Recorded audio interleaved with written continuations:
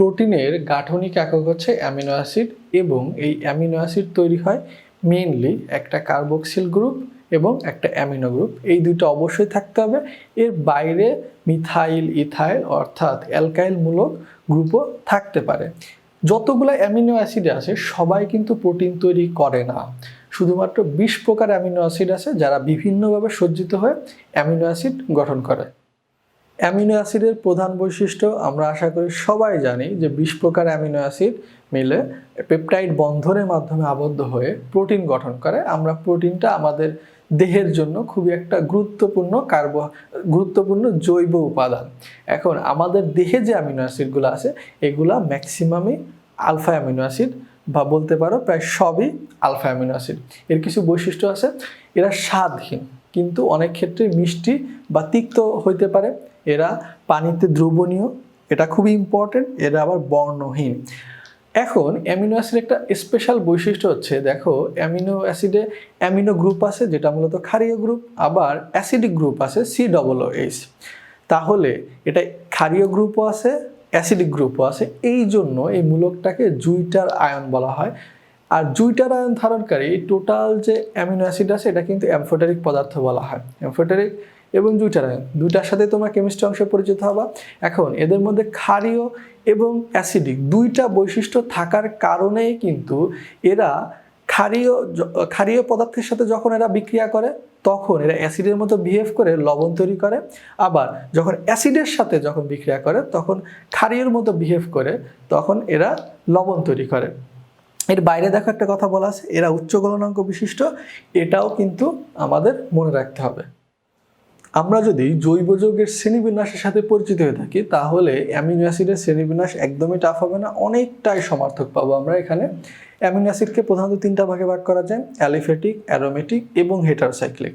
এগুলোর আলাদাভাবে ডেফিনেশন মনে রাখার প্রয়োজন নেই, বাট এগুলার যে উদাহরণগুলো আছে সেইগুলা কিন্তু আমাদের জানা প্রয়োজন।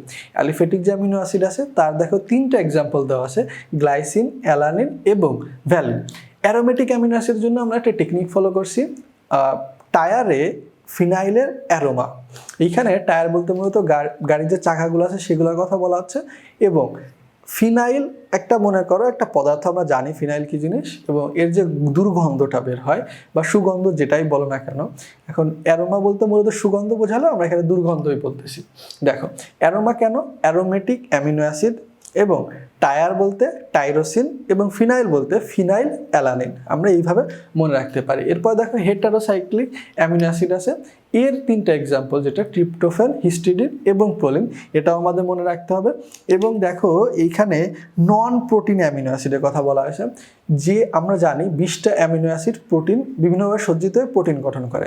এর বাইরে যে অ্যামিনো অ্যাসিডগুলো আছে সেগুলোকে নন প্রোটিন অ্যামিনো অ্যাসিড বলা হয়। এগুলো এক্সাম্পল কি, সাইট্রুলিন, তোমার অর্নিথিন এবং হেমোসেরিন।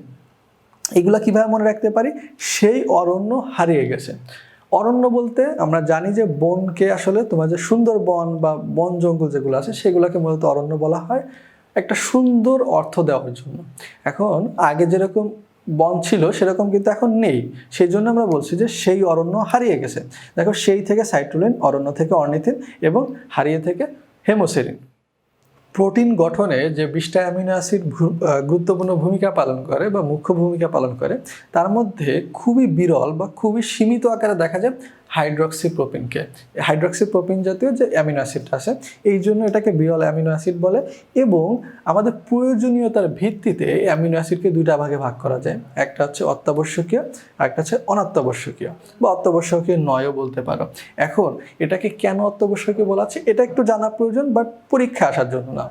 যে অ্যামিনো অ্যাসিডগুলা তোমার দেহের ভিতর সংশ্লেষিত হয় না কিন্তু ওটার প্রয়োজন, এই জন্য বাইরের থেকে অবশ্যই গ্রহণ করতে হবে, এই জন্য এটাকে অত্যাবশ্যকীয় বলে। আর দেহের ভিতর সংশ্লেষিত হলে সেটাকে বলা হয় অনাত্যাবশ্যকীয় অ্যামিনো অ্যাসিড। এখন অত্যাবশ্যকীয় অ্যামিনো অ্যাসিড সাধারণ অ্যাডাল্ট মানুষের ক্ষেত্রে 8টি, কিন্তু শিশুদের জন্য 2টা এক্সট্রা আছে, এই জন্য 10টি।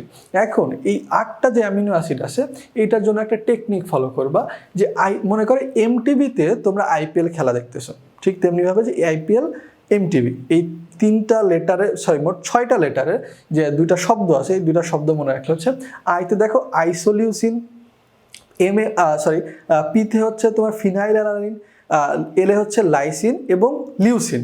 তারপরে এম এ হচ্ছে মেথিওনিন, টিতে হচ্ছে থ্রিওনিন এবং ট্রিপ্টোফ্যান, এই যে থ্রিওনিন এবং ট্রিপ্টোফ্যান, এবং ভিতে হচ্ছে ভ্যালিন। এইখানে মনে রাখবা শুধুমাত্র ফিনাইল বা শুধুমাত্র অ্যালানিন বললে কিন্তু হবে না, সেটা কোনো অ্যামিনো অ্যাসিড কিন্তু না, মানে অত্যাবশ্যক অ্যামিনো অ্যাসিডের মধ্যে পড়ে না। অবশ্যই দুইটা ওয়ার্ডই থাকতে হবে, ফিনাইল অ্যালানিন। শিশুদের জন্য আরও দুইটা এক্সট্রা, সেটা হচ্ছে অর্জিনিন এবং হিস্টিডিন। এইটা মনে রাখার জন্য খুব ভালো টেকনিকটা হলো, আমি নিজে ফলো করতাম, শিশুরা আর্যদের হিস্ট্রি জানে না। তাহলে দেখো আমি শিশুরা বললে বুঝে গেলাম যে শিশুদের জন্য অত্যাবশ্যকীয় অ্যামিনো অ্যাসিড, আর্য বলতে হচ্ছে আর্জিনিন এবং হিস্ট্রি জানে না, সো হিস্টিডিন। এরপরে দেখো অনাত্যাবশ্যকীয় অ্যামিনো অ্যাসিড কি, আমরা ওইখানে যে 8টার কথা বললাম, বাকি 12টা, কিন্তু শিশুদের জন্য 2টা এক্সট্রা ছিল। সো শিশুদের জন্য অনাত্যাবশ্যকীয় অ্যামিনো অ্যাসিড 10টা। এর বাইরে যে অ্যামিনো অ্যাসিড, যে 20টা অ্যামিনো অ্যাসিডের যে তালিকা আছে, এগুলা আলাদাভাবে জানার প্রয়োজন নেই।